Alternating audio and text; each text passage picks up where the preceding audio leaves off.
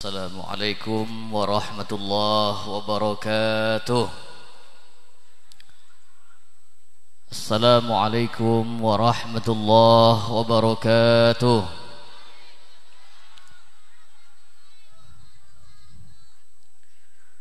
Alhamdulillah. Alhamdulillahi rabbil alamin. Wassalatu wassalamu ala ashrafil anbiya'i wal mursalin Sayyidina wa maulana Muhammadin wa ala alihi wa ashabihi wa atba'ihi ajma'in. Qala ta'ala bismillahirrahmanirrahim. Subhanalladzi asra bi'abdihi laylan minal masjidil harami ilal masjidil aqsa الذي باركنا حوله لنريه من آياتنا إنه هو السميع البصير رب اشرح لي صدري ويسر لي أمري واحلل عقدة من لساني يفقهوا قولي أما بعد. Yang saya muliakan segenap para alim ulama, para asatid, para asatidah, tokoh masyarakat yang saya muliakan, pejabat pemerintah, Bapak Lurah beserta jajaran staf-stafnya yang saya hormati, ibu-ibu, bapak-bapak, hadirin yang dimuliakan oleh Allah Subhanahu wa taala, serta yang saya hormati ketua panitia penyelenggara peringatan Isra wal Mi'raj Nabi besar kita Muhammad sallallahu alaihi wasallam, Musal Irmas Nurul Huda, Kampung Kebon Kelapa Ketapang. Puji syukur kehadirat Allah Subhanahu wa taala. Pertama, marilah sama-sama kita panjatkan kepada Allah atas berkat rahmat, taufik, hidayah serta inayah yang Allah berikan kepada kita semua, sehingga pada malam hari ini alhamdulillah di tengah suasana yang cerah, tidak turun hujan, kita berkumpul sebagai bentuk kecintaan kita kepada Nabi besar kita Muhammad.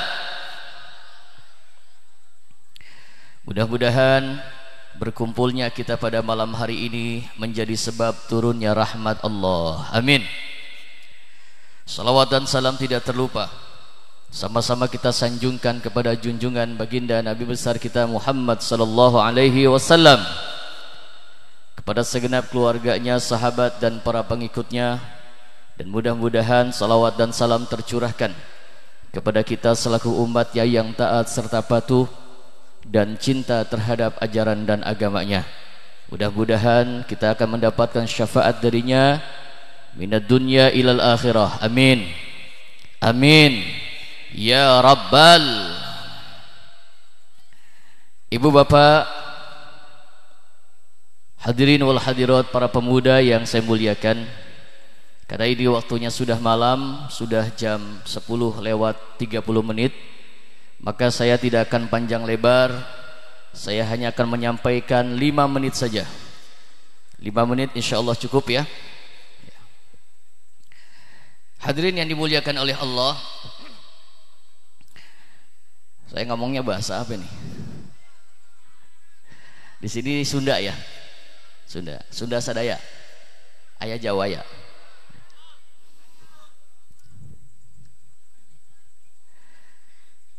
Malam ini sudah masuk di bulan Sya'ban. Bulan Sya'ban ini adalah salah satu bulan yang dimuliakan. Kenapa bulan Sya'ban ini menjadi salah satu bulan yang dimuliakan?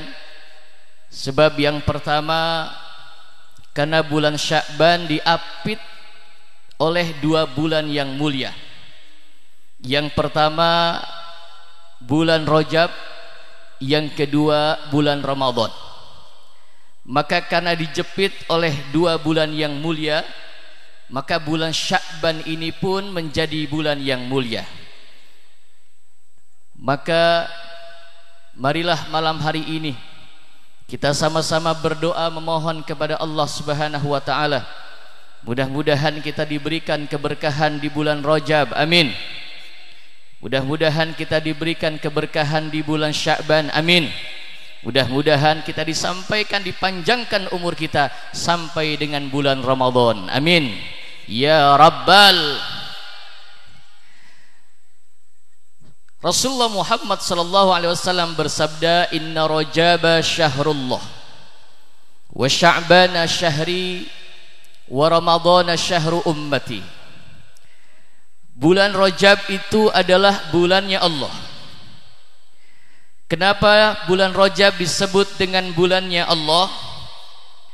Karena di bulan Rajab ada sebuah peristiwa yang besar, sebuah peristiwa yang tidak masuk akal, sebuah peristiwa yang tidak pernah Allah berikan kepada siapapun, kecuali keistimewaan ini Allah berikan kepada kekasihnya, Nabi besar kita Muhammad sallallahu alaihi wasallam, yaitu peristiwa Isra wal Mi'raj.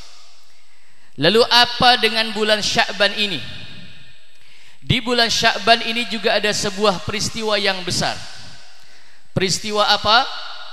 Yang pertama, bulan Sya'ban ini kalau orang Jawa nyebutnya dengan bulan Rawah. Leres gitunya. Di dia bulan Rawah, ngertos? Kenapa di bulan Sya'ban ini disebut dengan bulan Rawah? Karena di bulan Sya'ban banyak orang kirim arwah, banyak orang kirim doa, kirim arwah untuk orang tuanya yang sudah meninggal dunia. Karena di bulan Sya'ban ini sudah dekat dengan bulan Ramadan. Karena orang yang berpuasa di bulan Ramadan, dia masih punya salah kepada orang tuanya, maka puasa di bulan Ramadannya tidak akan diterima oleh Allah Subhanahu wa ta'ala. Maka para wali menggiring, ayo di bulan Sya'ban ini kirim doa. Kalau orang tua kita sudah meninggal dunia, datang ke kuburannya, kirimkan doa untuk orang tua kita yang sudah meninggal dunia. Ustadz, apakah doanya orang yang hidup terhadap orang yang sudah meninggal itu sampai? Ibu, kira-kira doa orang yang hidup kepada orang yang sudah di dalam kubur sampai apa enggak? Sampai apa enggak?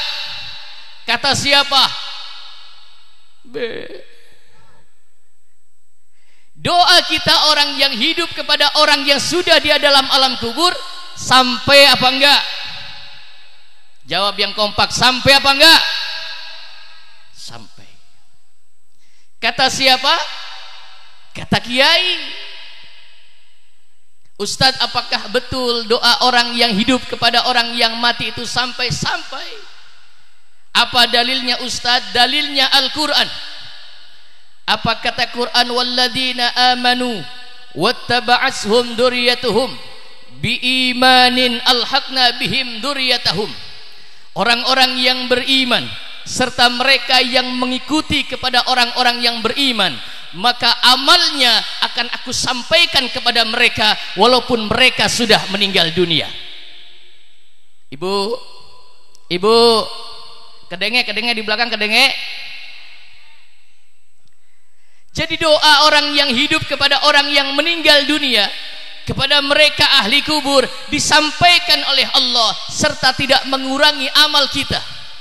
Sebagai bentuk kesolehan seorang anak, kita di bulan Sya'ban ini digiring oleh para pejuang-pejuang Allah, digiring oleh para wali-wali Allah untuk kirim doa kepada orang tua yang sudah meninggal dunia.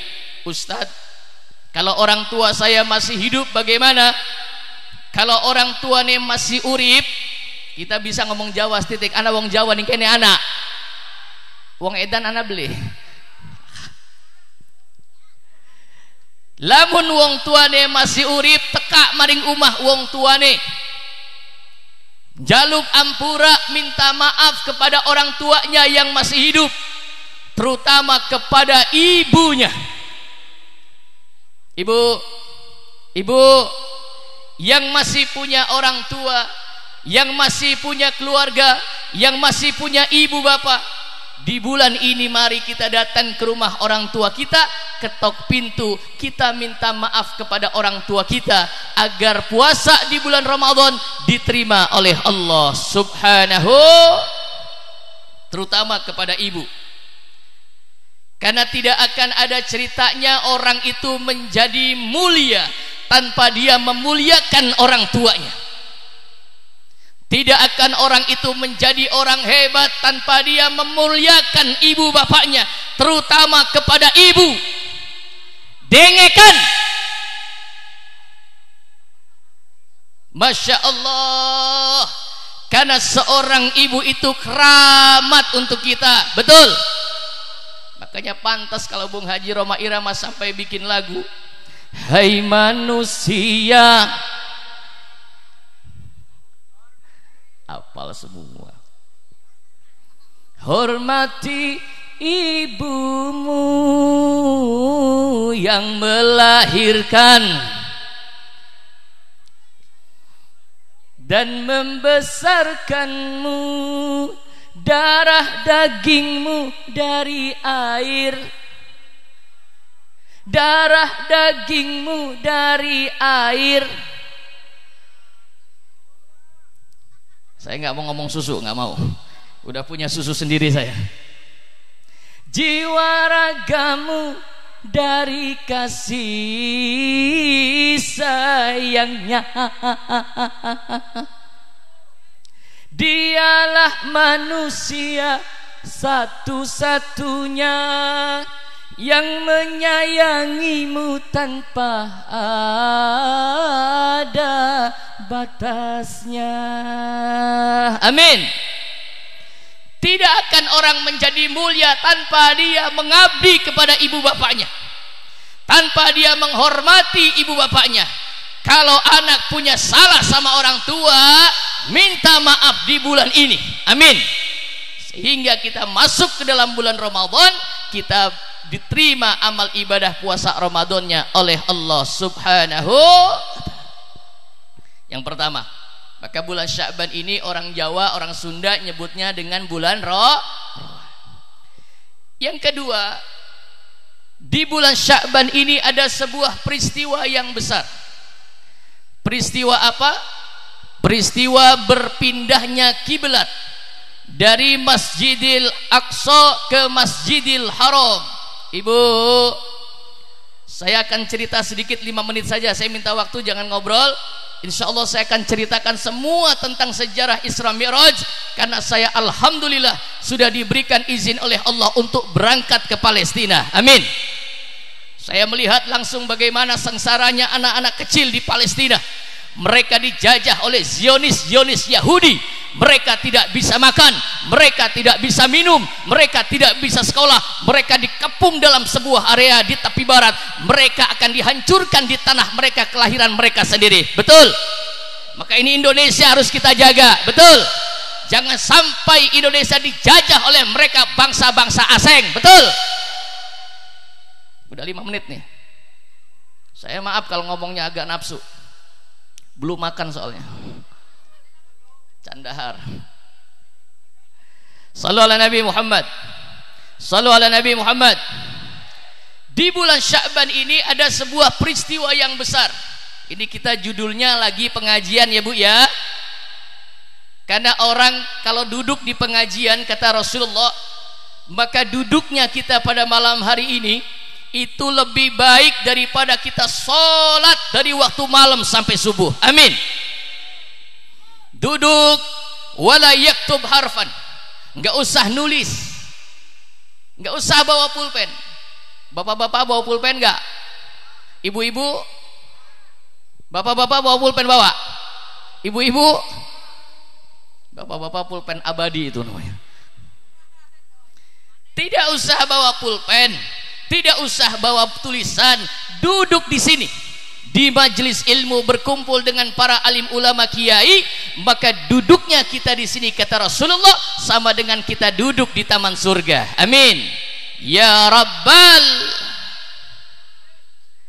Apa peristiwa yang besar di bulan Sya'ban ini? Saya akan ngaji aja, ngaji, karena saya nggak bisa ngelucu kayak Ustadz Jablay ya. Dan saya kurang paham bahasa Sunda seetik abdi tetiasa. Ya, saya ngomong bahasa Sundanya kurang bisa. Kalau ngomong Jawa insya Allah saya bisa, karena saya memang asli kelahiran dari Cirebon. Mudah-mudahan bisa difahami ya malam ini ya. Apa peristiwa yang besar di bulan Sya'ban berpindahnya kiblat dari Masjidil Aqsa ke Masjidil Haram? Dulu Rasulullah Muhammad sallallahu alaihi wasallam ketika salat Rasulullah menghadap ke arah Masjidil Haram. Masjidil Haram itu adanya di kota Mekkah. Ibu-ibu sudah berangkat ke Mekkah sudah? Pengen berangkat ke sana, pengen lihat Ka'bah, pengen. Kita berdoa malam hari ini mudah-mudahan kita diberikan kemudahan oleh Allah untuk berangkat ke tanah suci. Amin. Ya Rabbal Allahumma ballighna al-Makkah wal Madinah. Amin. Li ziyarati haramika. Amin. Wa harami nabiyika Muhammad sallallahu alaihi wasallam. Amin. Yusran wala usran. Amin. Bisihhatin wa afiyah. Amin. La haula wala quwwata illa billahil aliyil azim. Amin. Ya Rabbal.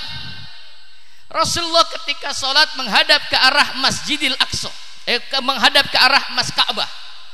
Ka'bah berarti dari kalimat Ka'bain. Ibu ngaji dulu, ngaji ya. Ka'bah yang menjadi rujukan kiblat kita sampai saat ini. Ka'bah itu berasal dari kata Ka'bain. Ka'bain ini apa artinya? Wong kena nyebutnya apa? Kiong, sikil ya. Ka'bain berarti mata kaki. Karena zaman dulu tanah Ka'bah itu ambles. Kalau diinjak ambles. Siapa yang pertama kali menginjak tanah Ka'bah? Nabi Nuh alaihis. Dulu Nabi Adam ketika diturunkan oleh Allah dari surga ke dunia, Nabi Adam diturunkan di samping Ka'bah. Di samping Nabi Adam alaihissalam ada sebuah batu berwarna merah.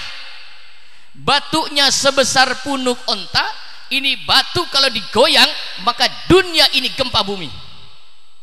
Jadi kalau Ka'bah itu dibuka, maka di dalam Ka'bah itu ada batu yang besar sebesar punuk onta, warnanya merah.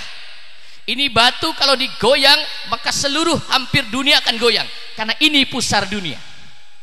Kalau ada orang yang bangga masuk ke dalam Ka'bah, apalagi menjelang Pilpres kemarin, dia bangga masuk ke dalam Ka'bah. Dia menunjukkan kepada rakyat Indonesia bahwa dia diterima oleh Raja Salman di Mekah. Dia bisa masuk Ka'bah, bukan istimewa. Karena Ka'bah itu isinya batu. Sallu ala Nabi Muhammad. Ada batu sebesar punuk onta. Siapa yang pertama kali menaruh? Yaitu malaikat Jibril alaihis. Ditaruh supaya bumi nggak goyang. Dulu bumi ini sebagian besar berwujudnya air, tidak ada tanahnya. Ditanam oleh malaikat Jibril alaihissalam batu sebesar punuk onta di Mekkah Al-Mukarramah. Nabi Adam diturunkan oleh Allah dari surga. Di sampingnya ada batu yang sebesar punuk onta berwarna merah. Lalu Nabi Adam tawaf dengan kalimat bermohon taubat kepada Allah. Apa doanya? Rabbana zalamna anfusana wa illam taghfir lana wa tarhamna lanakunanna minal. Nabi Adam bertobat kepada Allah, diturunkan dari surga ke dunia. Nabi Adam tawaf di samping batu itu, keliling terus sambil doa, Rabbana zalamna anfusana wa illam taghfir lana wa tarhamna lanakunanna minal khasirin. Doanya Nabi Adam dikabulkan oleh Allah Subhanahu wa taala. Nabi Adam punya anak namanya Nabi Sis alaihissalam. Dari Nabi Sis lahir namanya Ukhnuk. Ukhnuk itu Idris, Nabi Idris alaihis. Dari Nabi Idris nanti lahir Nabi Nuh alaihissalam. Nabi Nuh disebutkan di dalam Al-Quran bahwa semua manusia yang hidup di dunia ini, mereka orang tuanya adalah yang ikut dengan kapalnya Nabi Nuh alaihissalam ketika berdakwah memperjuangkan ajaran agama Allah. Nabi Nuh dakwah, inni da'autu qaumi laila wa nahara. Nabi Nuh alaihissalam diberikan umur 1000 tahun lebih oleh Allah. 950 tahun Nabi Nuh berdakwah cuma punya pengikut 90 orang. Ini di kampung apa namanya? Kebon Kelapa. Malam hari ini berkumpul 2 juta orang. Amin. Entah yang lainnya pada kemana.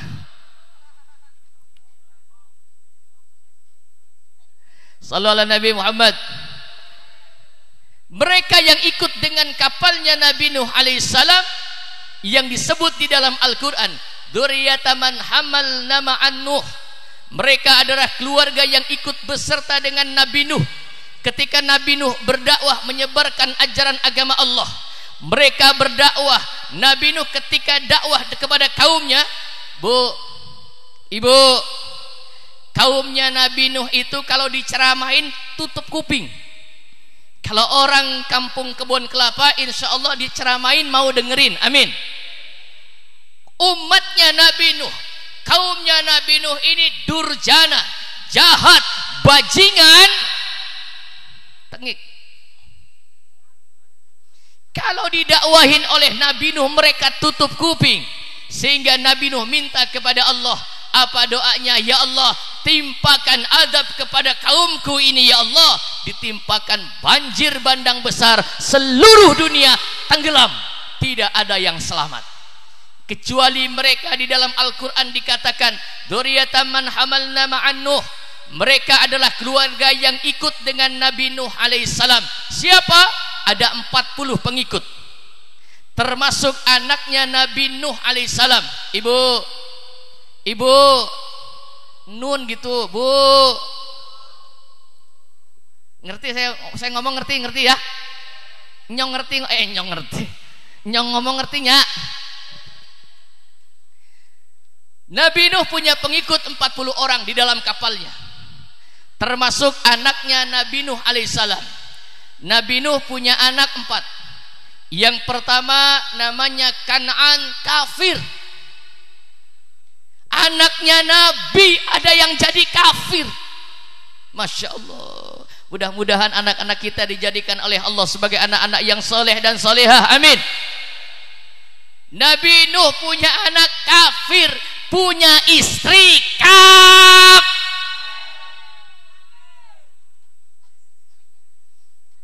Anaknya Nabi Nuh ada yang kafir, apalagi anak kita. Betul. Kalau kita salah mendidik anak-anak kita, maka anak-anak kita akan menentang kepada kita. Betul. Kalau kita salah mendidik anak-anak kita, maka anak-anak kita akan menjadi musuh di dalam kehidupan kita. Betul. Bukan musuh di dalam dunia saja, tapi menjadi musuh di dalam akhirat. Na'udzu. Maka kalau saya ceritakan, di dalam Al-Quran digambarkan ada anak-anak kecil yang demonstrasi kepada Allah. Anak bocah-bocah cilik pada nuntut kepada Allah. Allah dituntut. Apa mereka menuntutnya? Menuntut keadilan kepada Allah. Kalau saat ini banyak orang yang menuntut quick count, betul, dengan menuntut real count, betul. Di neraka banyak anak-anak kita, anak-anak kecil yang menuntut keadilan kepada Allah. Kenapa? Mereka menangis di dalam neraka. Apa yang mereka katakan? Buka di dalam Al-Quran. Wa qalu rabbana inna ata'na sadatana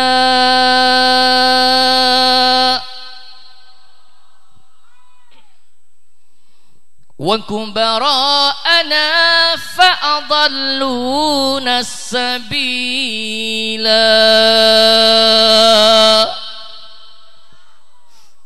Saya kalau baca ayat ini sedih.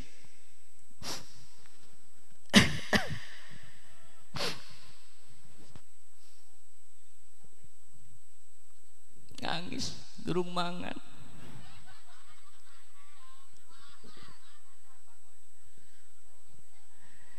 Ada anak-anak kecil yang protes di dalam neraka. Masya Allah, mudah-mudahan tidak ada di kebun kelapa ini, amin. Mereka berkata di dalam neraka sambil menangis menuntut kepada Allah. Mereka berdemonstrasi kepada Allah. Apa yang mereka katakan? Wa qalu rabbana inna ata'na sadatana wa kubara'ana fa'adalluna sabila. Ya Allah, jangan hanya saya Engkau siksa di dalam neraka ini ya Allah. Saya gak mau sendirian di dalam neraka ini ya Allah. Neraka begitu panas ya Allah. Bahan bakarnya diciptakan oleh Allah dari tubuh manusia. Saya gak mau di dalam neraka ini sendirian ya Allah. Saya menuntut keadilan kepadamu ya Allah. Saya menuntut keadilan kepadamu ya Allah. Saya bisa masuk neraka lantaran ibu bapak saya tidak pernah mendidik saya dengan pendidikan agama ya Allah. Saya bisa masuk neraka karena orang tua saya sibuk cari uang, sibuk kerja. Saya tidak sholat dibiarkan ya Allah. Saya tidak sekolah madrasah dibiarkan ya Allah. Saya tidak mengaji dibiarkan ya Allah, sehingga besar saya menjadi orang yang zalim ya Allah. Saya masuk ke dalam neraka lantaran sebab orang tua saya yang tidak pernah mendidik dengan pendidikan agama ya Allah. Saya enggak mau emong dewekan ning jero neraka ya Allah. Saya menuntut keadilan ya Allah. Seretan emboke kula ya Allah, geret dan maring neraka, geret.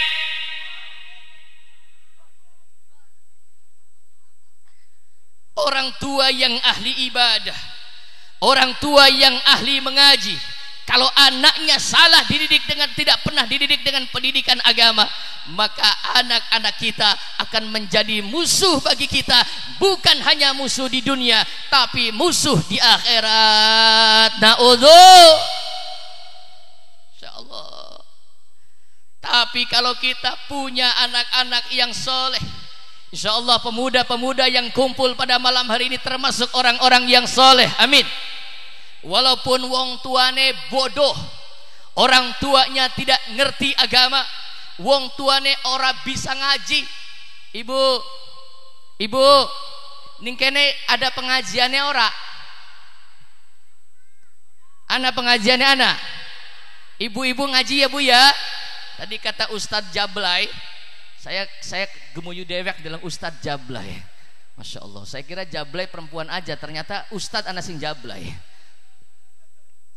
Ngaji bagian wis tua aja akeh alasan, Ustadz priwen nyong ngarep ngaji ke nyong cangkeme wis angel. Diwuruk jampi salat ayo mbok jampine salat usolli suwali. Rakaataini mbok roke ngatini.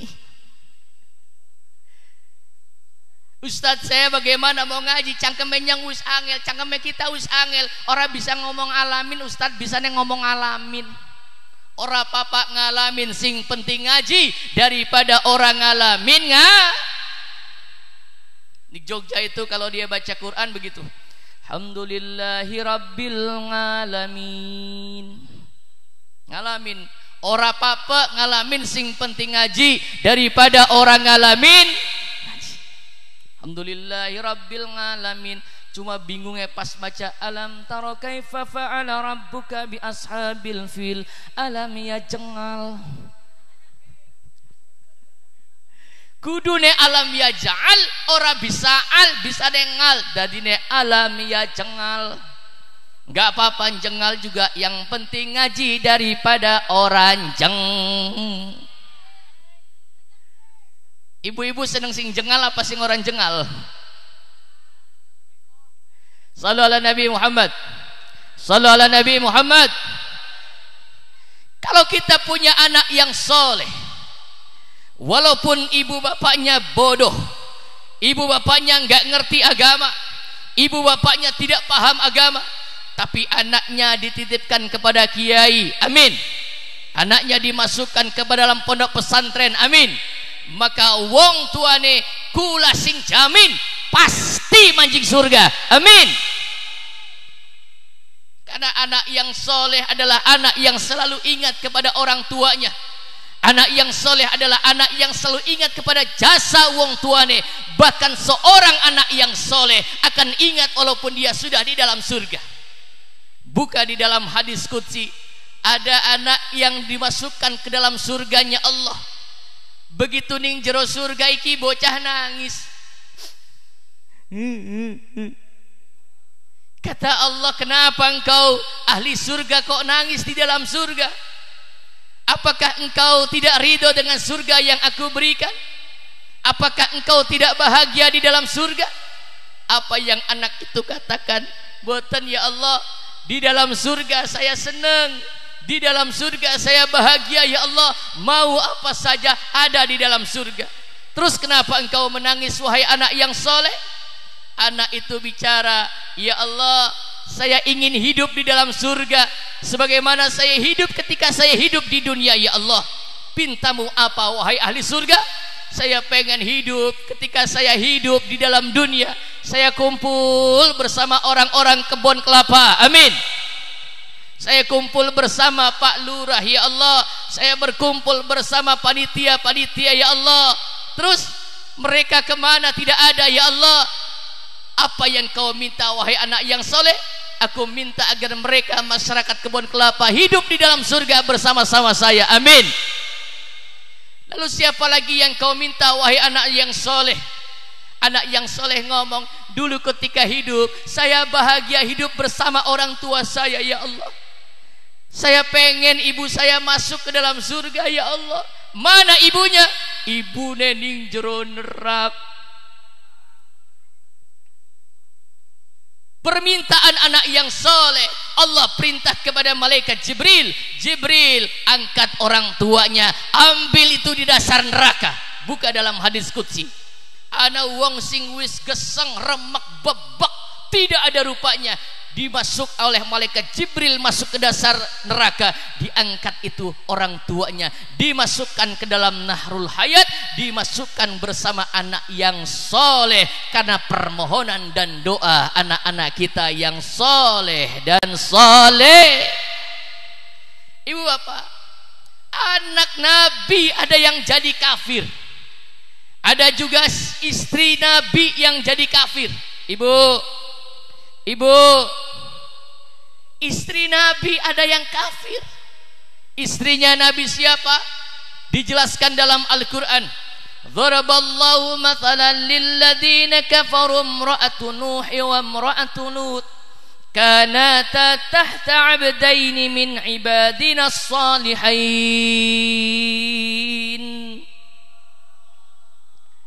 Perumpamaan contoh wanita, contoh istri yang kafir, istri yang durhaka, istri yang durjana, melawan kepada suami. Itu perumpamaan contoh istri Rabine Nabi Nuh dan istrinya Nabi Lut. Istri Nabi jadi musuh, apalagi istrinya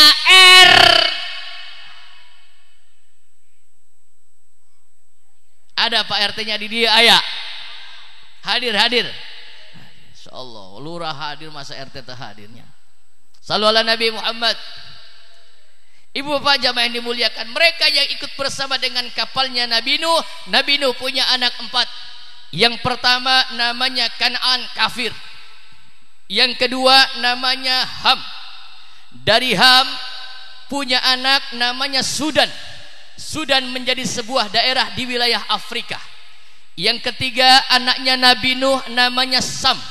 Dari Sam nanti ke bawah lahir Nabi Ibrahim alaihis. Dari Nabi Allah Ibrahim punya istri pertama namanya Siti Sarah. Ini kuburannya di Palestina, nanti akan saya ceritakan. Nabi Ibrahim istrinya pertama namanya Siti Sarah. Dari Siti Sarah punya anak Nabi Yakub alaihissalam. Dari Nabi Yakub lahir Nabi Yusuf alaihissalam. Dari Nabi Yusuf terus sampai dengan Nabi Isa alaihissalam. Ini keturunan disebut dengan Nabi Bani Isra. Istri yang kedua Nabi Ibrahim arane Siti Hajar. Dari Siti Hajar Nabi Allah Ibrahim punya anak namanya Ismail alaihissalam. Nabi Ismail anak keturunane tidak ada yang jadi nabi dan rasul kecuali nabi besar kita Muhammad sallallahu alaihi wasallam. Yang keempat, yang ketiga, istri Nabiullah Ibrahim namanya Qatturah. Dari Qatturah Nabiullah Ibrahim dua anak namanya Madian. Madian menjadi sebuah daerah di Jordania. Alhamdulillah saya sudah ke sana.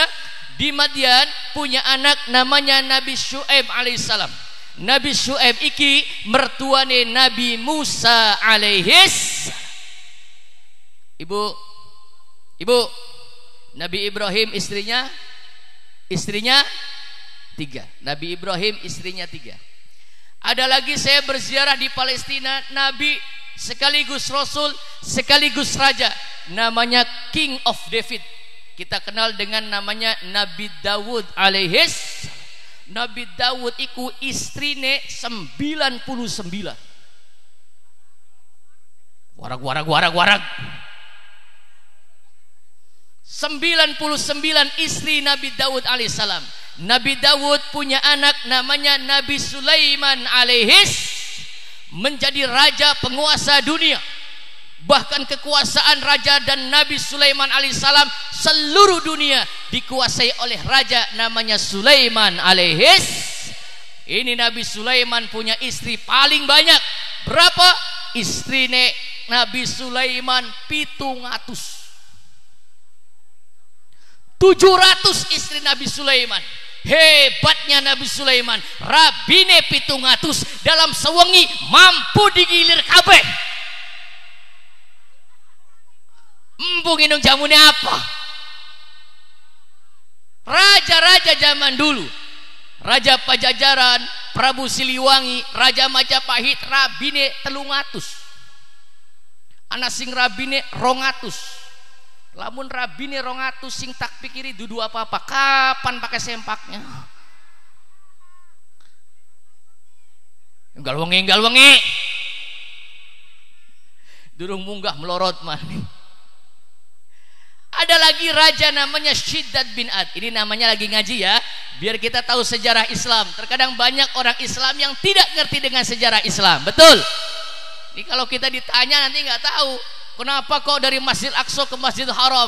Kiblat itu punya umat Islam semua. Ya, insya Allah tak jelasakan tekang jam loro kuat tekan jam loro. Masya Allah. Tekang subuh kuat. Kita mau balik ngeladeni wong kebun kelapa. Wis 5 menit lebih. Sampai jam pira Pak Lurah ning kene biasa pengajian.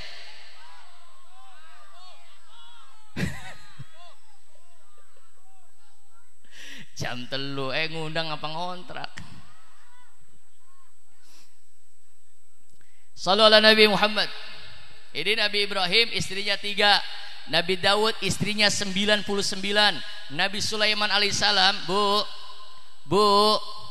Nabi Sulaiman itu kuburannya di samping Masjidil Aqsa, persis samping Masjidil Aqsa. Bisa ditarik orang bisa wis. Udah. Kuburan Nabi Sulaiman di samping Masjid Aqsa. Saya masuk ke dalam kuburan Nabi Sulaiman alaihissalam, saya bisa ngintip langsung dalam kuburan Nabi Sulaiman. Batunya bagus, baunya wangi. Insyaallah nanti akan saya jelaskan ya. Semua kuburan para nabi ada di Palestina. Nabi Yakub, Nabi Yusuf, Nabi Ibrahim, Siti Sarah, Nabi Ishak, Rifqah, Nabi Yusuf, Nabi Zakaria, Nabi Yahya, Siti Maryam. Nanti tempat naiknya Nabi Isa alaihissalam. Di sana ada namanya Masjid Buraq. Di sana ada namanya Qubbatus Sokhra, tempat naiknya Nabi Muhammad sampai ke langit.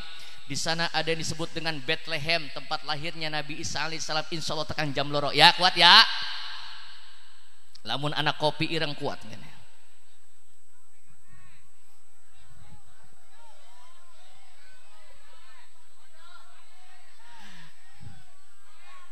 Shallu ala Nabi Muhammad. Ada lagi yang istrinya banyak. Ini raja. Raja di dunia itu hadirin, penguasa dunia, raja zaman dulu ada 4. Yang 2 kafir, yang 2 muslim. Jadi kalau sejarah raja-raja Islam itu banyak. termasuk daripada raja di wilayah Palembang. Yang dua muslim. Siapa yang dua? Yang pertama namanya Nabi Sulaiman alaihissalam, penguasa dunia. Bahkan Nabi Sulaiman alaihissalam pernah datang ke Indonesia, mendi mengkebun kelapa luru iwak. Pernah datang ke wilayah Medan, namanya Barus, untuk mencari kapur barus untuk wewangian di kerajaan Nabi Sulaiman alaihissalam. Yang kedua, raja yang Islam namanya Raja Iskandar Zulkarnain. Ini sejarah ini. Yang ketiga, raja yang kafir namanya Raja Namrud. Yang keempat, raja yang kafir namanya Shiddad bin Ad. Siapa itu Shiddad bin Ad? Shiddad bin Ad seorang raja yang berkuasa zaman kaum Ad. Kaum Ad itu zamannya Nabi Hud alaihissalam bikin sebuah kerajaan negara besar namanya kerajaan Iram, yang disebutkan oleh Allah di dalam Al-Quran, Iramadatil imad allati lam yukhlaq mithluha fil. Tidak akan Allah jadikan lagi kehebatan-kehebatan seperti negara Iram, hebat luar biasa. Ini Shiddad bin Ad, rabine 6.000. Orang pernah nganggo celana sarungan baik kayak kiai. Istrinya Shiddad bin Ad 6.000, anak perempuan Shiddad bin Ad 4.000. Dihancurkan oleh Allah kerajaan Iram cuma gara-gara Shiddad bin Ad ngerampok hartanya anak yatim. Maka jangan coba-coba bikin onar dengan anak yatim. Jangan pernah benci sama anak yatim. Amin. Ini terkadang kita sama anak yatim benci karena memang Nabi Isa alaihissalam pernah lewat. Nabi Isa alaihissalam ketemu sama iblis. Iblis begitu kepergok sama Nabi Isa alaihissalam, iblis tangannya yang gegem. Ngerti gegem? Ngerti? Tangannya yang gegem, ditakoni ning Nabi Sulaiman, digeceki lehernya gulu ning Nabi Isa alaihissalam. Heh iblis, sira Arab mendi? Kita Arab mengkebun kelapa, kampung Ketapang. Arab apa? Arab nggoda manusia ning Ketapang. Digeceki lehernya ning Nabi Isa alaihissalam, sira nggawa apa ning tangan kanane? Jare iblis, kita nggawa madu. Untuk apa bawa madu iblis? Untuk ngoles-ngoles lambene wong wadon sing tukang rasan-rasan. Orang yang tukang ghibah, tukang ngomongin wong, si anunya anu. Anunya anu mah anu. Si anu kah? Tuku motor anyar kau li nyupang kana. Ya Allah. Anak tanggane tuku parabola sampai tuku parame. Sakit kepala. Yang kedua, apa di tangan kirimu wahai iblis? Di tangan kiriku ini adalah debu. Untuk apa debunya iblis? Untuk aku lemparkan ke wajah anak-anak yatim agar mereka benci melihat anak-anak yatim. Maka saya anjurkan kalau acara seperti ini, bikin santunan untuk anak-anak yatim. Amin. Amin. Maka kata Allah, fa'ammal yatima fala taqhar. Jangan kalian hardik anak-anak yatim, karena Kanjeng Nabi Muhammad sallallahu alaihi wasallam pun terlahir dalam keadaan yatim. Bahkan Rasulullah tidak pernah melihat wajah ayahnya. Sallallahu alaihi Nabi Muhammad. Dari 4 anak Nabi Nuh, nanti saya jelaskan sampai selesai ini, insyaallah. Ya, tadinya saya mau ngomong itu sebentar saja sebetulnya. Tadi saya mau awal, ternyata sudah ada Ustaz Jablay. Karena wong ceramah maswe apa sedelatku pada baik. Amplope pada. Insyaallah, ya. Arab ceramah sejam ya amplope siji, Arab ceramah 2 jam ya amplope siji. Tapi alhamdulillah panitia sudah pernah ke pesantren saya di Al-Wasilah. Saya sudah dikasih peringatan oleh ayah saya Wahab, besok kalau jadi penceramah tolong jadi penceramah yang ikhlas. Jangan pernah mengharap-harap amplop. Sampai saat ini alhamdulillah kula ora pernah ngarap-ngarap amplop. Amin. Teka sing Jakarta maring kebun kelapa ikhlas karena Allah. Amin. Dikasih amplop alhamdulillah ora dipai kula nagih. Boten, saya bercanda. Telepon saja kalau perlu saya. Saya alhamdulillah kemarin hampir 1 bulan penuh saya jadwal, bukan hanya di wilayah Jakarta, Tangerang, sampai saya ke Lampung dan Bali. Alhamdulillah, doakan saya, mudah-mudahan saya diberikan panjang umur, amin. Duite akeh, amin. Mobile akeh, amin. Rabine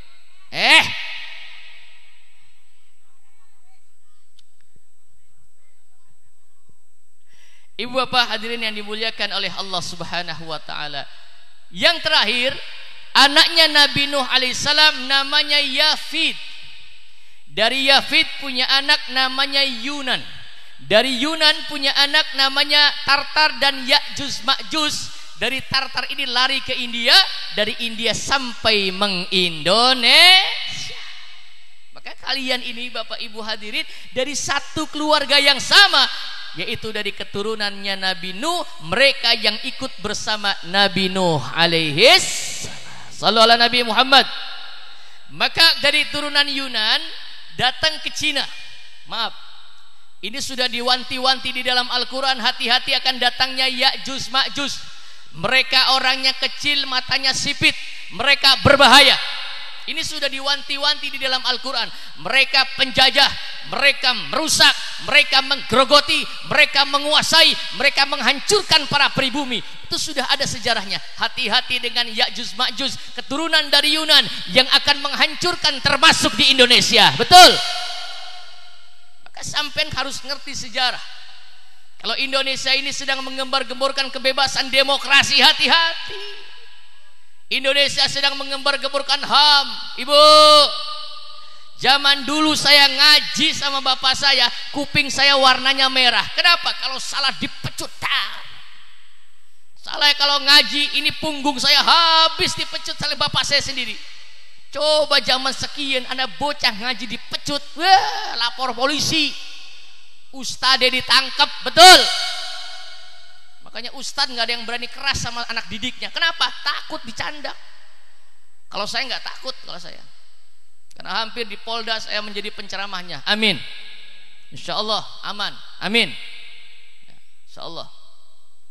Sallallahu ala Nabi Muhammad. Ini kopi sama susu. Laka jabure.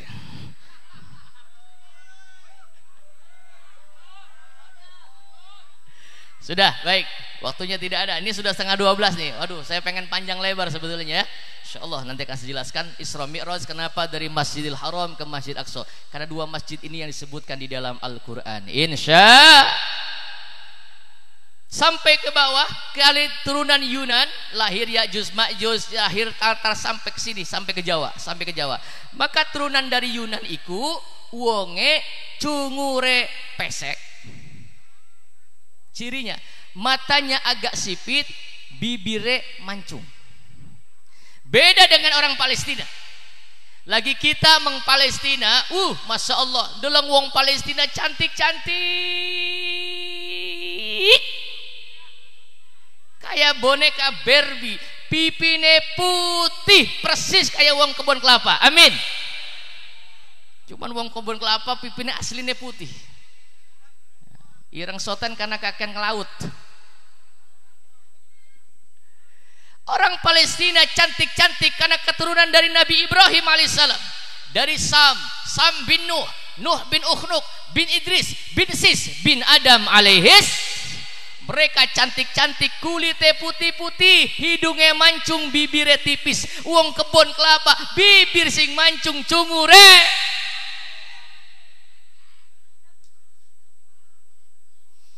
Orang Palestina cantik, cungure mancung, cungure bangir, lambene tipis. Wong ketapang, lambene mancung cungure. Sing pesek aja sedih ya. Karena wong biasanya kapal lamun umure cungure pesek iku biasanya umure dawa. Amin. Kenapa wong pesek umure dawa? Karena bakal napas irit. Ora boros kayak sing mancung. Sallallahu alaihi Nabi Muhammad. Hadirin yang dimuliakan oleh Allah Subhanahu wa taala. Lalu Nabi Nuh alaihissalam turun disebut dengan Ka'bah karena tanahnya warnanya merah. Lamun diedek ambles. Binatang apa yang pertama kali nginjek tanah haram? Manuk dara. Urung manuk dara baru. Maka lihat sampai saat ini burung dara di Mekah dan di Madinah dibiarkan hidup mereka. Manuk dara maune cocote apa cocote? Parue warnane putih. Sikile warnane putih. Karena pertama kali ngedek tanah haram, maka apa rane?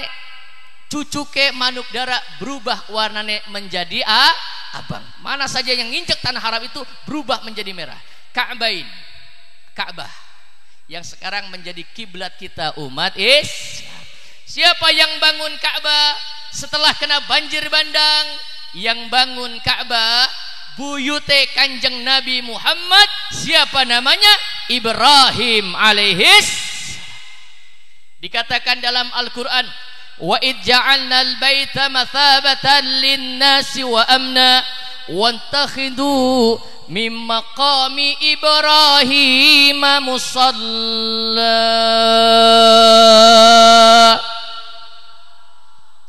Dibangun bait Allah mathabatan linnas untuk menguatkan hati manusia. Di sampingnya ada makam Ibrahim. Apa itu makam Ibrahim? Batu. Nanti kita akan lihat. Batu itu barang surga. Ada 10 barang surga yang Allah turunkan mengdunia. Siji khinto, gandum, padi. Ningkene masih ana sing nandur padi masih. Padi itu barang surga. Karena manusia itu dulunya hidupnya di dalam surga, maka Allah turunkan gandum khinto untuk makanan kita. Khinto. Bahkan ning Indramayu Cirebon masih ana namanya mapagsri. Ningkene ana ora. Kalau mau panen namanya mapagsri ya. Sekarang alhamdulillah saya sering ngisi mapagsri, diisi dengan acara pengajian. Bahwa khinto gandum itu dari surga. Yang kedua hajar. Hajar seluruh batu yang ada di jagat dunia ini berasal dari batu. Termasuk yang kemarin dicium oleh Bapak Jokowi, itu bukan batunya tapi tempatnya. Ya, saking nggak ngerti itu, nggak ngerti saya. Harusnya yang dicium itu batunya di dalam. Nah, Hajar Aswad, batu yang berwarna hitam. Ini batu dari surga yang Allah turunkan. Bengen jarene watune warnane putih, tapi karena sering dicium oleh manusia, maka dosa manusia nempel ning kono dadine ireng. Lalu ada lagi batu namanya Kubbah As-Sokhro, tempat naiknya Kanjeng Nabi Muhammad sallallahu alaihi wasallam. Saya ceritakan dari Masjidil Haram dingin ya. Dibangun oleh Nabiullah Ibrahim setelah membangun Ka'bah. Nabiullah Ibrahim ini berdoa. Ibu jangan berhenti-henti berdoa ya, mintanya seperti Nabiullah Ibrahim. Nabiullah Ibrahim setelah membangun Ka'bah, inna awwala baiti wudi'a lin-nasi lalladzi bi Bakkah. Membangun Ka'bah, selesai membangun Ka'bah, Nabiullah Ibrahim berdoa. Apa doanya? Rabbana wab'ats fihim rasulan minhum yatlu alaihim ayatika wa yuallimuhumul kitaba wal hikmah wa yuzakkihim innaka antal azizul hakim.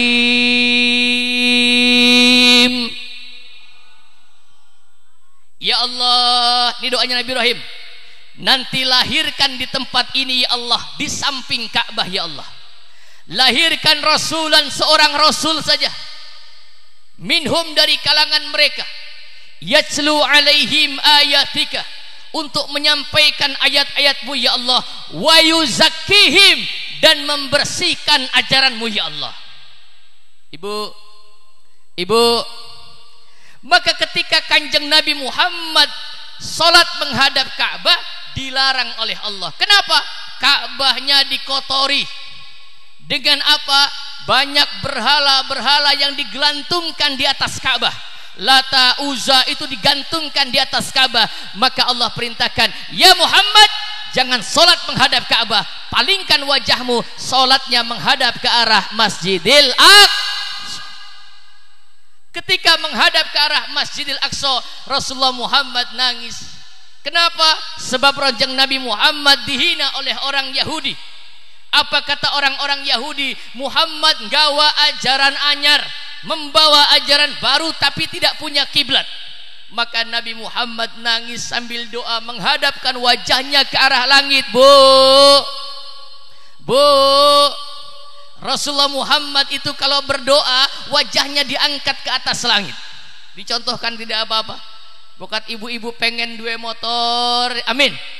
Sing durung dua motor pengen doa diijabah di Gusti Allah, angkat wajahnya ke atas langit. Ustaz, saya nggak bisa ngomong jaluk minta kepada Allah dengan bahasa Arab. Ustaz, bisa nganggo bahasa kebun kelapa. Pengen dua motor, angkat wajah ke atas langit, doa Allahumma inna nas'alukal Honda ya Allah, wa Yamaha ya Allah, wa Mio ya Allah. Pengen nama motor NMAX ya Allah, ambar ada gaya ya Allah, lamun laka ya Suprapit bodol ora apa-apa ya Allah.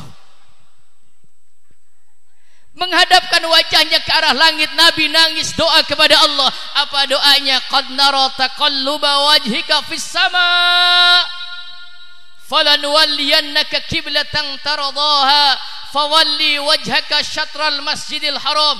Kanjeng Nabi Muhammad bolak-balik wajahnya diangkat ke atas langit, doa maning, nangis maning. Ya Allah, kita pengen kiblat diganti ya Allah, aja meng Masjidil Aqsa ya Allah, saya dihina ya Allah, ya Allah. Terus bolak-balik Bu, jangan pernah merasa kalau kita berdoa, doa kita tidak dikabulkan oleh Allah. Semua permintaan kita pasti dikabulkan oleh Allah, amin. Kapan Ustadz dikabulkannya? Nanti Allah yang tahu kapan persisnya. Terkadang doa kita 3 tahun yang lalu sekian sampai dikabulkan, amin. Terkadang doa kita tuh puluhan tahun yang lalu sekarang baru dikabulkan, amin.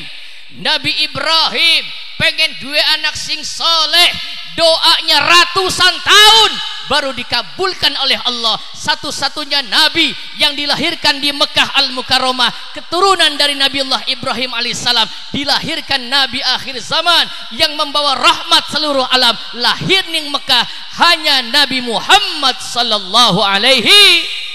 Sallu ala Nabi Muhammad. Mari kita kirim salawat dulu untuk Rasulullah, amin. Mudah-mudahan Rasulullah hadir di malam hari ini, amin. Allah ya Nabi salam, ya Rasul salam, ya Habib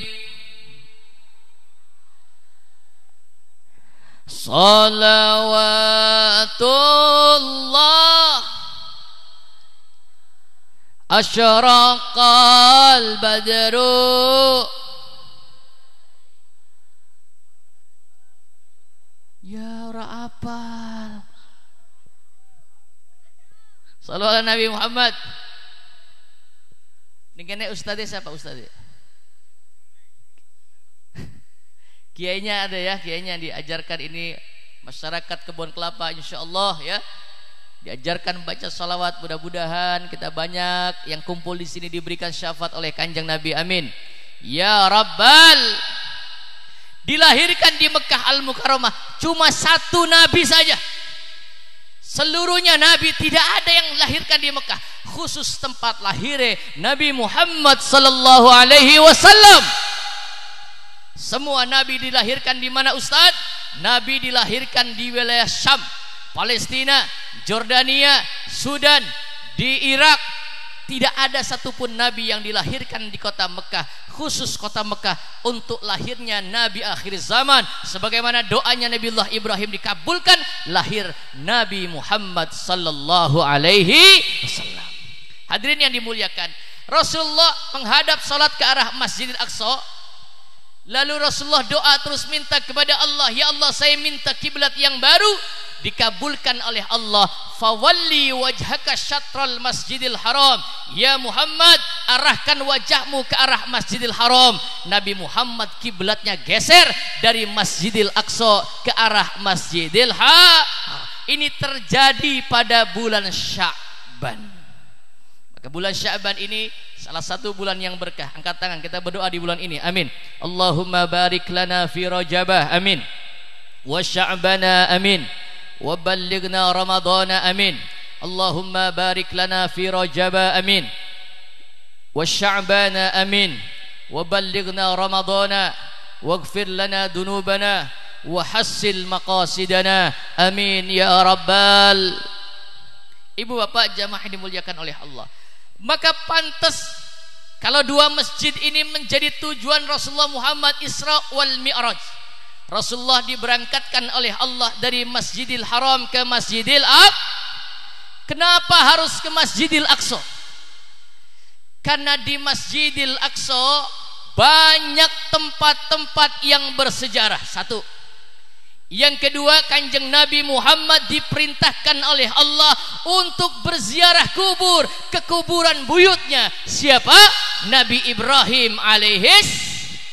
Saya masuk dari Mesir.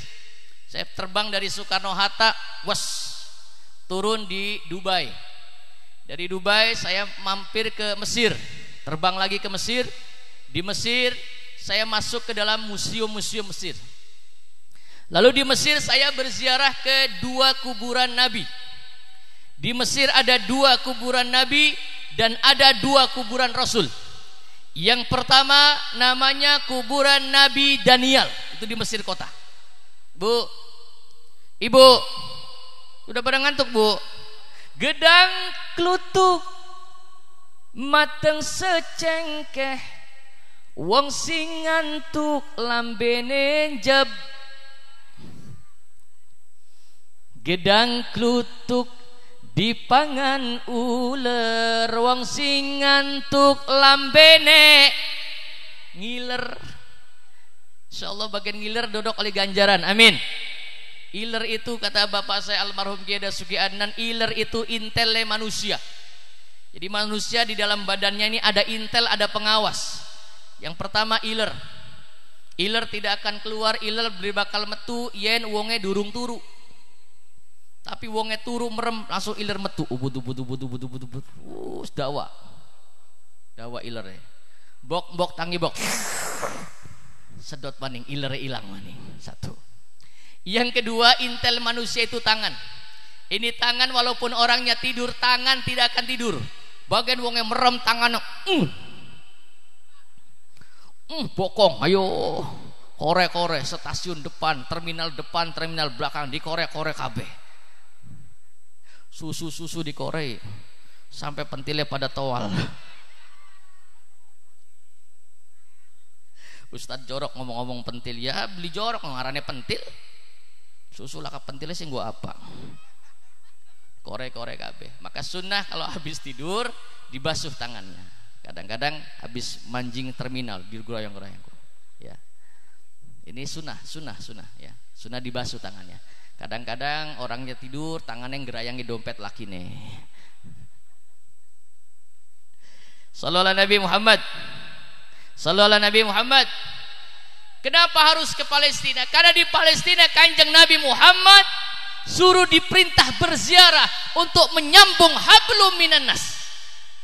Maka Isra itu hablum minan nas dan Mi'raj itu hablum minallah. Kula arep takon ing sampean, kita wong kebon kelapa bisa enggak mi'raj kepada Allah? Jawab yang kompak, bisa enggak mi'raj kepada Allah? Bisa. Kapan mi'rajnya? Ketika kita sholat. Maka ketika kita sholat disebutkan kata Nabi, as-sholatu mi'rajul mu'minin. Sesungguhnya ketika kita sholat kita menghadap kepada Allah subhanahu, naik kepada Allah. As-salatu mi'rajul mu'minin.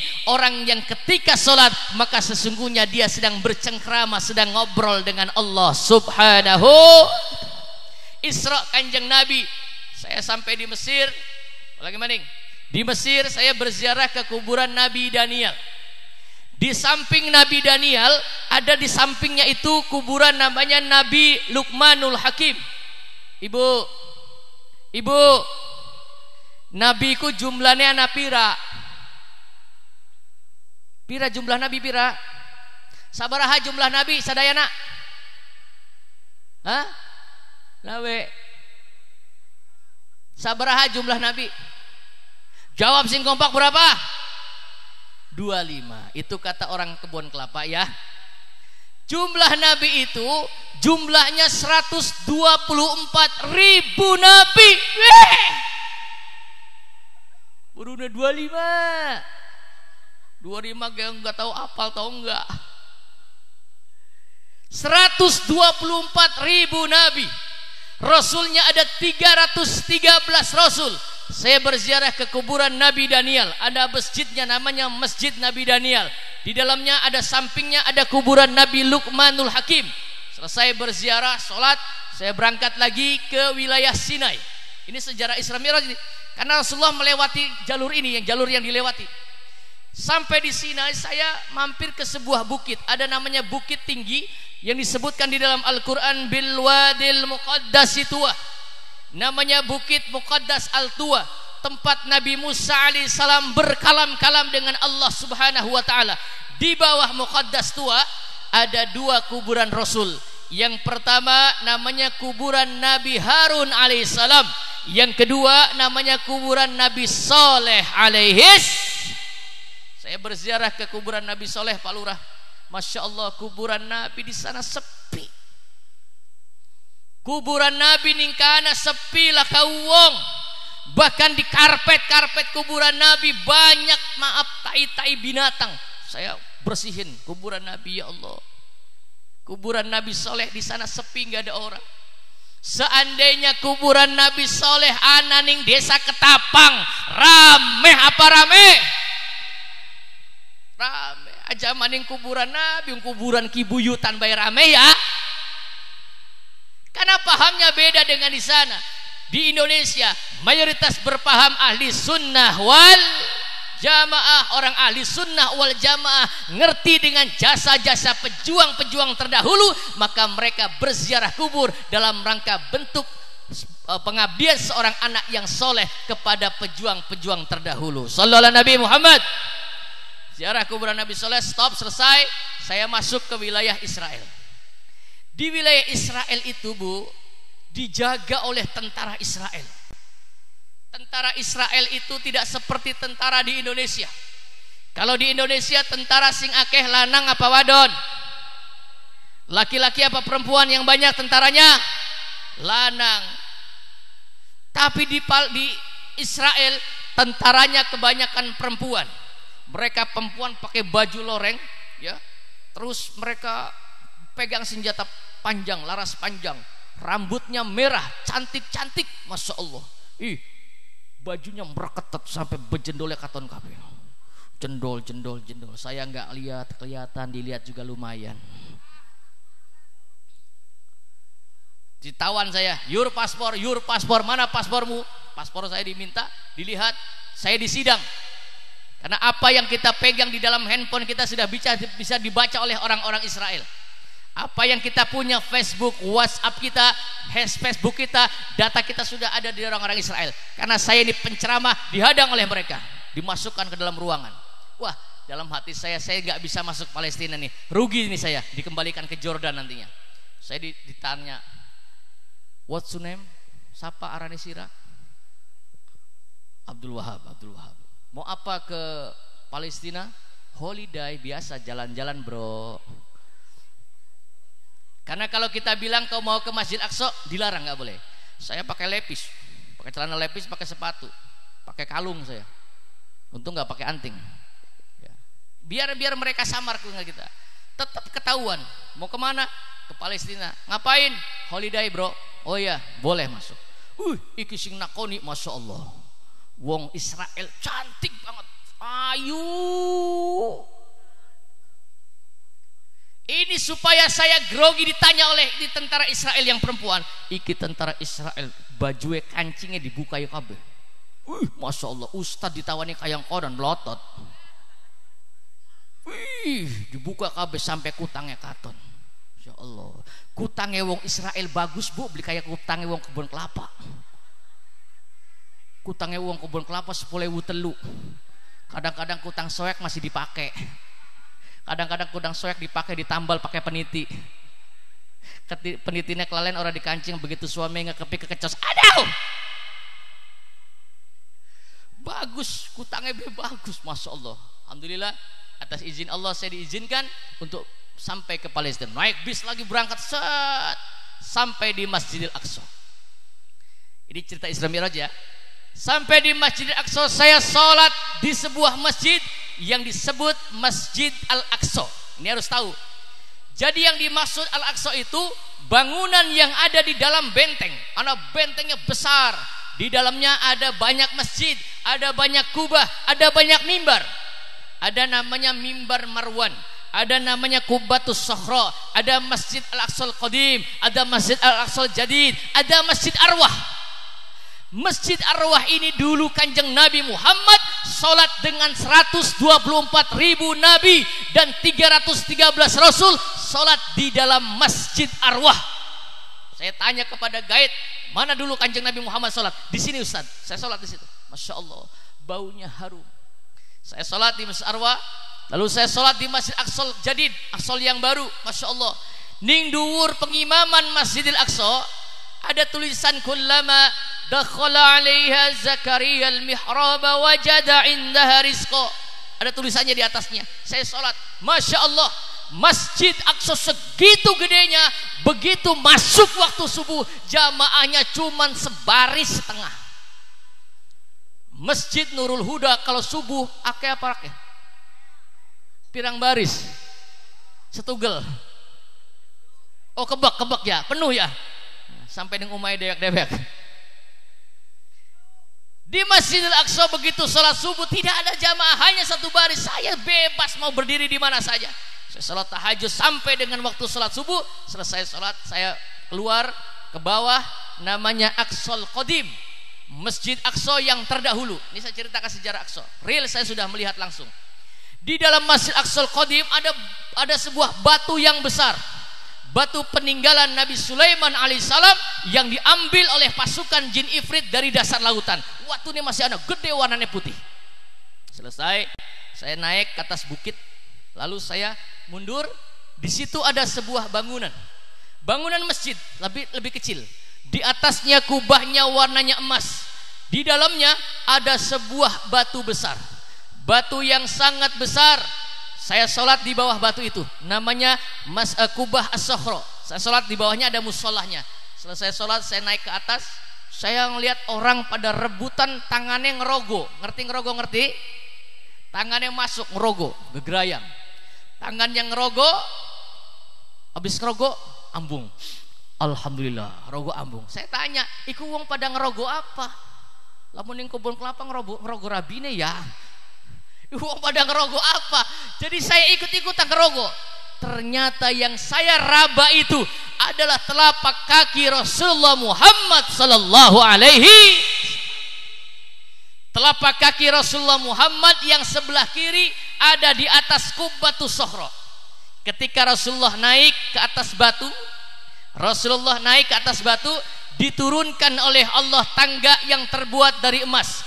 Diturunkan kepada Rasulullah Muhammad naik kaki yang kanan. Begitu naik kaki yang kanan, kaki yang kiri Rasulullah ambles. Sampai saat ini ambles, bekas amblesannya masih ada. Saya ngeraba-raba, saya cium, Masya Allah, bekas telapak kaki Rasulullah mambune wangi. Kalau telapak kakinya orang kebun kelapa mambune rambut cacing, membut terasi. Sallallahu Nabi Muhammad. Rasulullah Muhammad keutamaannya keringete Kanjeng Nabi Muhammad mambune wangi. Sampai-sampai para sahabat mengumpulkan di mana bekas duduk Rasulullah Muhammad, di bekas keringetnya diambil, dioles-oles nganggo parfum minyak wangi. Keringete Kanjeng Nabi Muhammad baunya wangi. Keringete ibu-ibu wong kebun kelapa mambune. Aduh, mambune kecut pantesan reksona laris ya. Ibu. Ini jangan terbalik nih, makanya nih ibu-ibu nih. Bu. Kunaon ciceng wae. Bu. Yang wangi, ya Bu. Jangan terbalik, giliran mau ke kondangan, parfum yang disemprocos. Giliran mau tidur bareng sama suaminya, autan. Dioles-oles.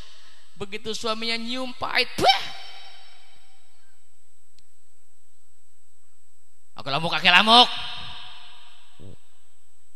Sallallahu Nabi Muhammad. Yang ketiga, Rasulullah Muhammad itu kalau pipis, kalau Kanjeng Nabi Muhammad pipis, maka tidak ada bekas pipisnya. Pipis ini apa bahasa? Nguyuh ya. Lamun Kanjeng Nabi Muhammad nguyu tidak ada bekas uyue. Karena begitu Kanjeng Nabi Muhammad nguyu, bumi mangap, hap, blek, hilang, tidak ada bekasnya. Kanjeng Nabi Muhammad uyue lah ke bekasnya. Coba wong kebun kelapa nguyu ning kene. Wuh, banjir.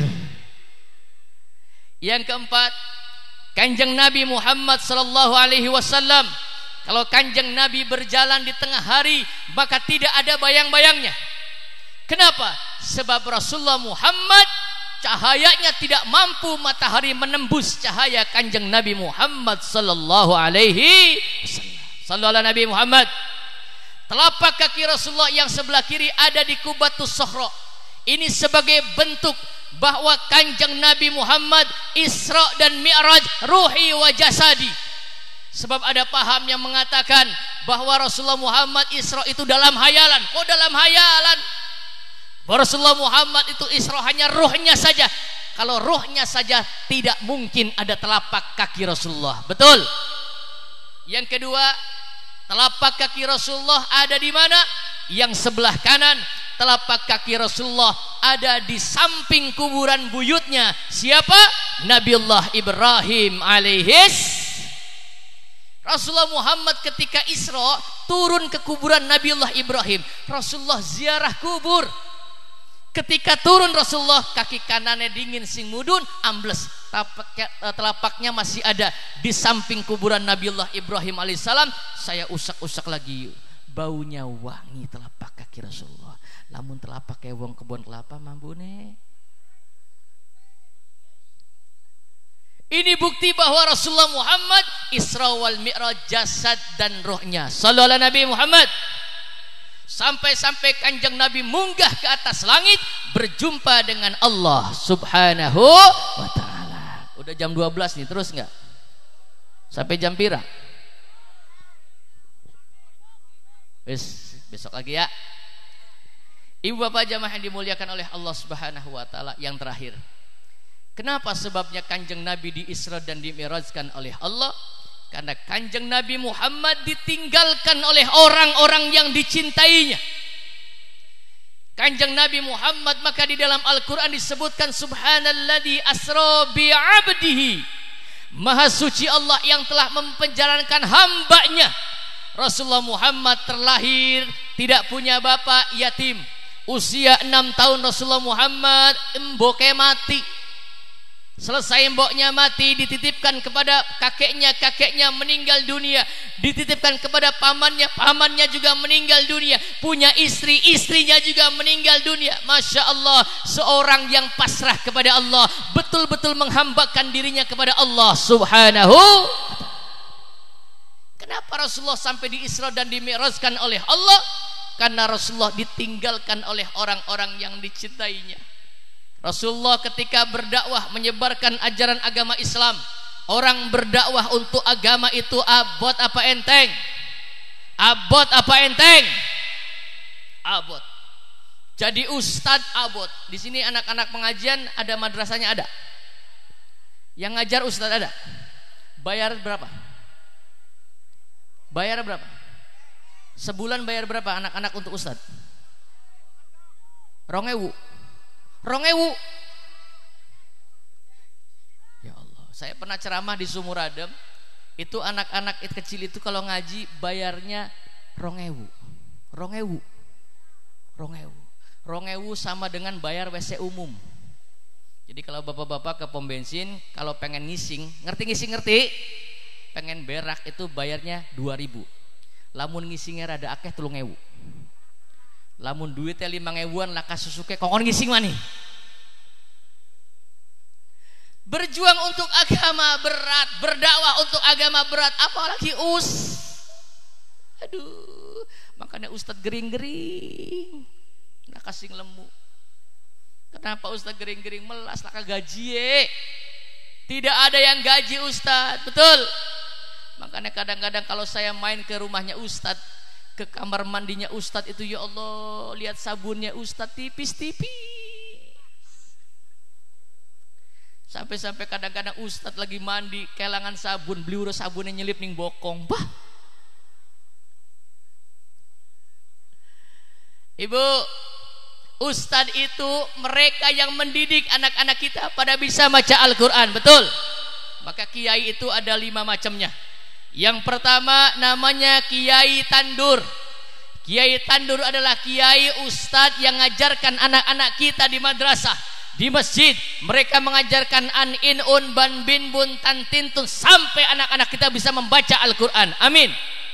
Yang kedua namanya kiai sembur. Kiai sembur itu kiai sing tukang nyembur.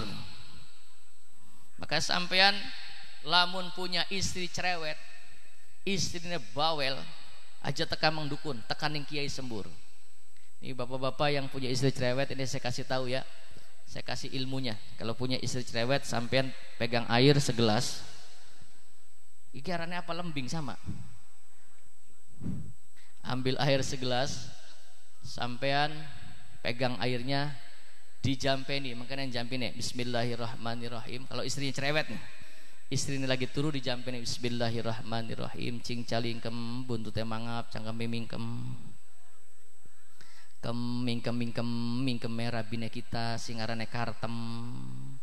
Semoga selalu mingkem mingkem cangkem dure aja cangkem sore. Mingkem dibacakan la ilaha, ditiupkan ke air, istri lagi turu, semburakan rainnya, Ustadz apa waras beli, terus ngamuk. Saya minum dulu ya.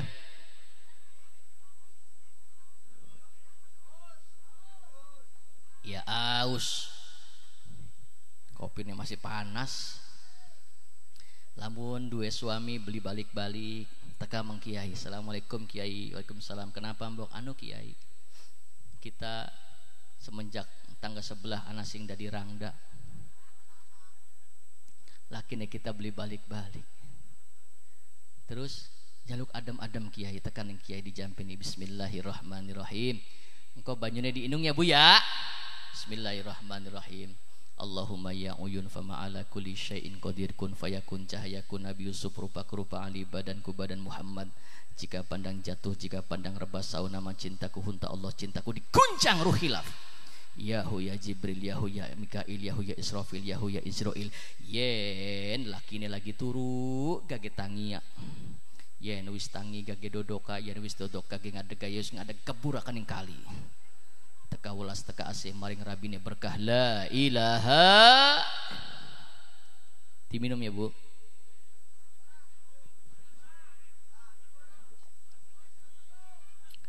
Alhamdulillah. Lamun sampean di rumahnya banyak bangsa berkayangan jin-jin halus-halus tuh, makhluk halus tuh, uka-uka, baca begini. Saya kasih amalannya buat bapak-bapak ya. Biasanya sukanya di kamar mandi makhluk-makhluk yang aneh-aneh. Bacanya begini, bismillahirrahmanirrahim. Sangka marasa jin merkayangan elailu banaspati gendru tek-tek kemang-mang wewe besi serani suster ngesot sundel. Aja marik isum bubar kabeh berkah la ilaha illallah. Wis aja nginung bae kembung kowe. Mangan beli nginung bae. Shallu ala Nabi Muhammad.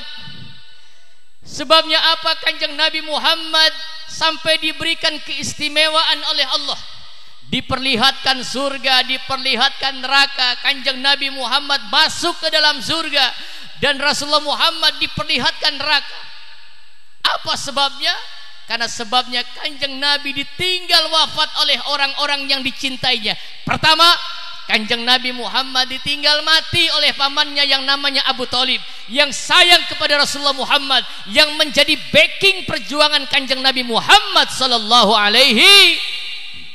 Masya Allah, saya kalau dengar cerita abah saya ketika berdakwah berjuang untuk agama, saya tanya sekali lagi, abot apa enteng? Maka kita kembali kepada ulama, amin. Kiai yang betul-betul kiai, amin. Kiai yang istiqomah, amin. Kiai yang istiqomah, amin. Ikut kepada ulama. Maka mencari ganti ulama ini susah, betul apa betul? Kalau mencari ganti tukang, mencari anggota dewan gampang, mencari anggota DPR gampang, tapi ganti ulama kiai Kita bisa begini, sholat benar dari ilmunya kiai. Amin. Pakai kopiah saja, kalau nggak tanya kiai nggak bisa.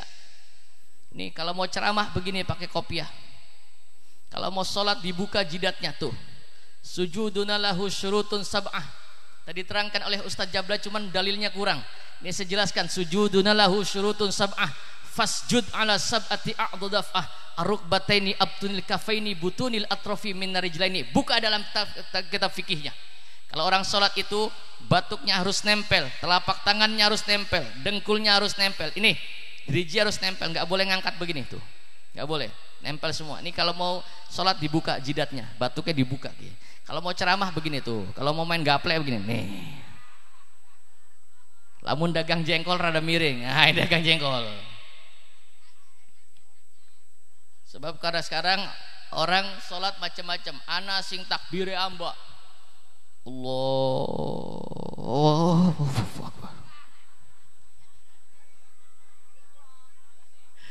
Ada dalilnya, dalilnya innallaha wasi'un alim. Allah maha luas, luas batu resira melas. Ada lagi yang kalau takbir itu kayak orang balapan motor. Allahu Akbar. Ada.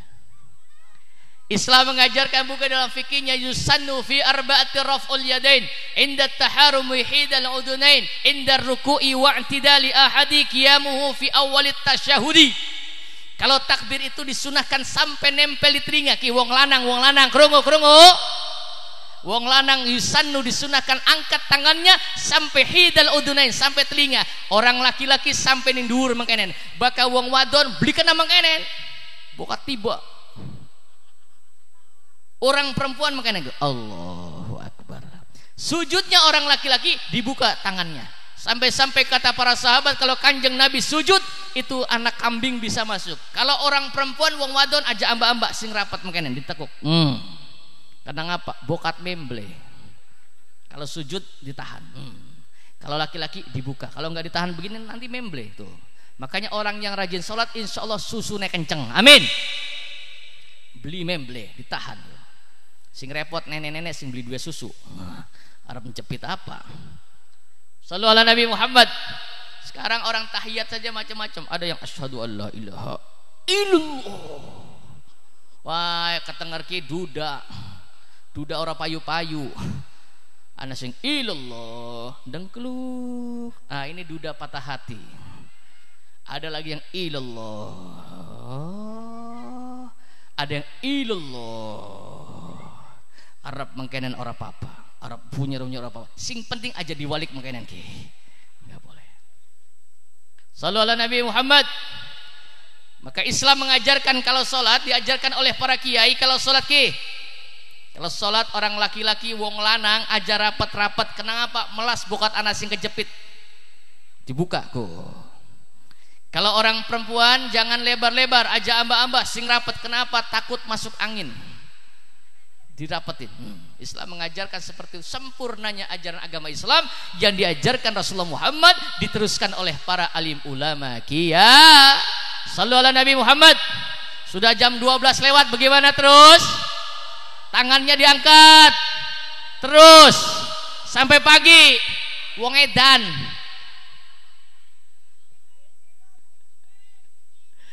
Ibu bapak, kenapa Rasulullah Muhammad sampai diberikan kemuliaan, diperlihatkan sebagian tanda-tanda kebesaran Allah, diperlihatkan surga, diperlihatkan neraka, diperlihatkan bagaimana itu neraka bergejolak, sampai-sampai Rasulullah di hadapan neraka bergetar, menangis, ingat kepada umatnya wong kebun kelapa. Amin.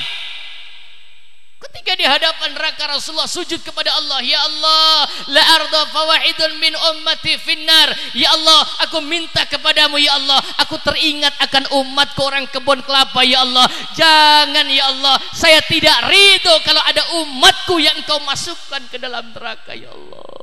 Amin.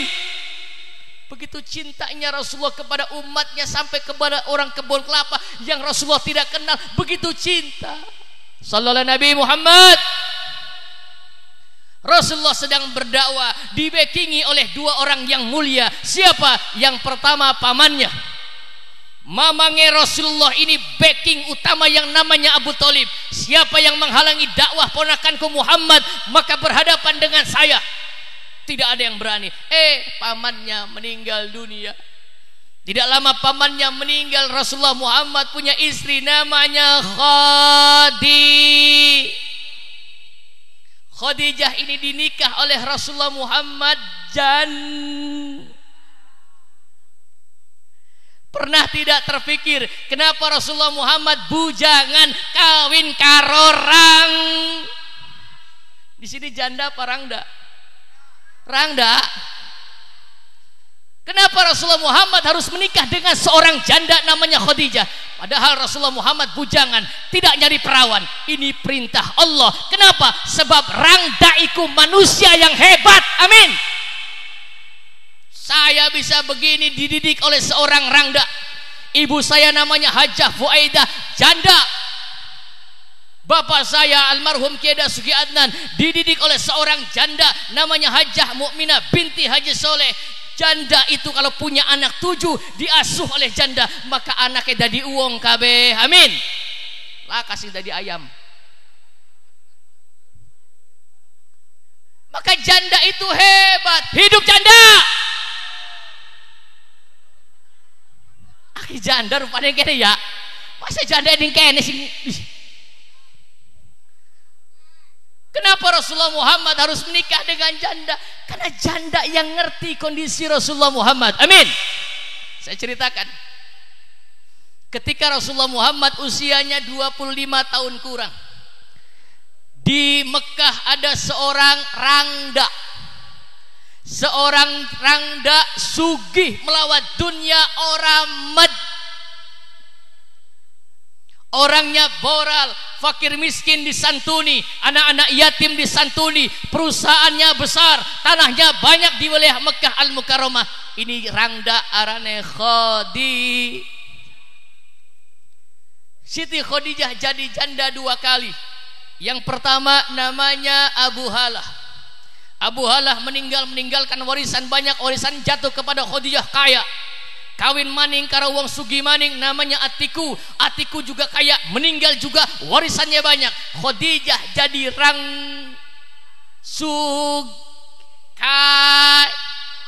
eman, sayang kepada fakir miskin. Perusahaannya besar. Satu ketika Siti Khadijah tidur. Ketika Siti Khadijah tidur, Siti Khadijah bermimpi ada matahari yang besar masuk ke dalam rumah Siti Khadijah. Sampai-sampai cahaya matahari menerangi hampir seluruh alam. Cahaya matahari di dalam mimpi Siti Khadijah keluar dari pintu-pintu dan jendela-jendela. Siti Khadijah lagi tidur, ada matahari mendekat, plus masuk ke dalam rumah Siti Khadijah. Cahayanya terang. Siti Khadijah kaget, bangun dari tidurnya. Saya mimpi apa ini? Saya tidak pernah mimpi seperti ini. Keesokan harinya Siti Khadijah datang ke rumah pamannya. Pamannya Khadijah namanya Naufal. Ketok pintu kepada Naufal. Tok tok tok tok. Mang.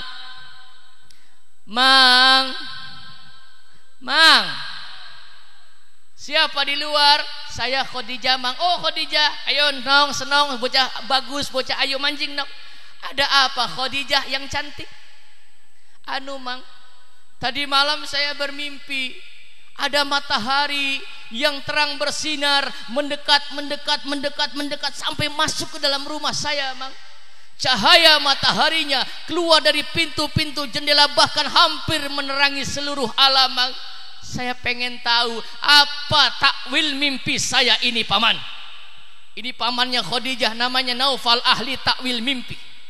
Dibuka kitabnya ahli kitab, dibuka. Begitu dibuka kitabnya, Naufal kaget melihat takwilnya.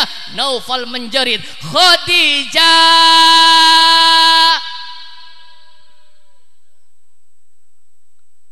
bahagialah kamu wahai Khadijah, banggalah kamu wahai Khadijah, gembiralah kamu wahai Khadijah.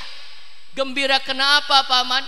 bahwa tadi malam kamu mimpi ada matahari yang mendekat lalu masuk ke dalam rumahmu, cahayanya keluar dari pintu-pintu dan jendela sampai menerangi hampir seluruh alam. Wahai Khadijah, menurut kitab takwil mimpi ini, besok kamu bakal jadi istri daripada Nabi akhir zaman.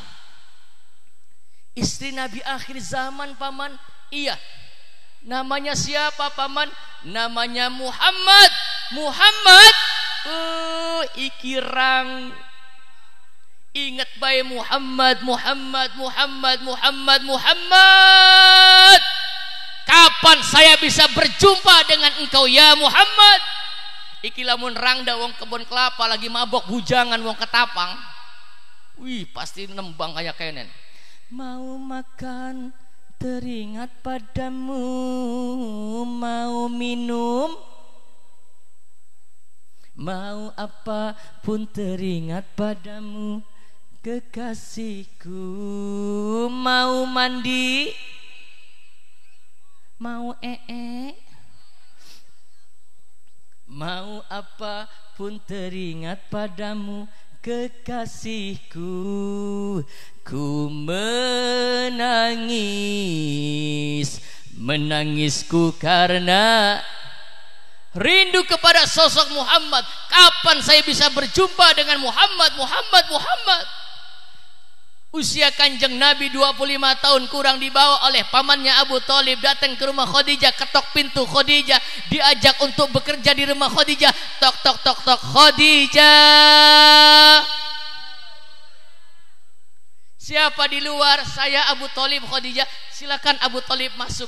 Ada apa Abu Thalib? Anu Khadijah, saya punya ponakan anak yatim. Dari kecil kerjaannya ngangon kambing, ngangon wedus, ngangon embe. Ini sudah besar, ingin aku ajak untuk bekerja di perusahaan engkau ya Khadijah. Boleh apa enggak Khadijah? Apa kata Khadijah? Boleh. Mana ponakanmu wahai Abu Thalib? Iku ning jaba di luar. Siapa ponakannya Abu Thalib? Namanya Muhammad. Muhammad! Mana Muhammad? Dipanggil Muhammad. Ta'ali Muhammad, sini Muhammad. Di hadapan Siti Khadijah, ya Allah, Siti Khadijah di hadapan Rasulullah Muhammad, ora bisa ngomong, meneng baik rangda. Di hadapan kanjeng Nabi Muhammad, wajahnya bercahaya. Bu, kanjeng Nabi Muhammad ini orangnya pemalu, nunduk saja Rasulullah Muhammad. Wa kana sallallahu alaihi wasallam syadidal haya. Kanjeng Nabi Muhammad itu pemalu, sampai-sampai kata para sahabat, kalau Rasulullah berjalan jubahnya terangkat oleh angin, kelihatan betisnya, maka Rasulullah Muhammad langsung menutupi betisnya, malu, wajahnya memerah karena malu. Kelihatan betisnya Rasulullah Muhammad malu. Orang kebun kelapa katon pupune. Ora iya ora. Sallallahu Nabi Muhammad. Siapa namamu wahai pemuda? Namaku Muhammad. Siapa bapakmu pemuda? Nama bapakku Abdullah. Ibumu Aminah. Muhammad. Seandainya Khadijah tidak mampu membendung mulutnya, niscaya di hadapan Rasul Muhammad, Khadijah akan berkata, ya Muhammad, I love you ya Muhammad, aku cinta padamu. Dinikah ning kanjeng Nabi Muhammad, sedang berjuang, berdakwah, hartanya dihabiskan untuk perjuangan agama Allah. Khadijah meninggal dunia, terpukul hati Rasulullah Muhammad, diberangkatkan oleh Allah dari Masjidil Haram ke Masjidil Aqsa sampai berjumpa dengan Allah, mendapatkan perintah sholat 5 waktu. Artinya setiap seseorang yang akan diangkat derajatnya oleh Allah, maka dia akan diuji oleh Allah dengan ujian yang terberat di dalam kehidupannya. Yakinlah, tidak akan ada ujian yang tidak mampu kita untuk menghadapinya. Apapun ujian yang Tuhan berikan, hadapi dengan kesabaran, karena Allah sedang cinta kepada kita. Dan tidak akan orang naik pangkat derajatnya kecuali dia itu diuji oleh Allah. Maka kata para alim ulama mengatakan, idza ahaballahu 'abdan ibtalahu bil bala. Ketika Allah cinta kepada seorang hamba, maka Allah uji dengan ujian yang teramat berat. Mudah-mudahan yang singkat ada manfaatnya. Wallahul muwaffiq ila aqwamit thoriq. Wassalamualaikum warahmatullahi wabarakatuh.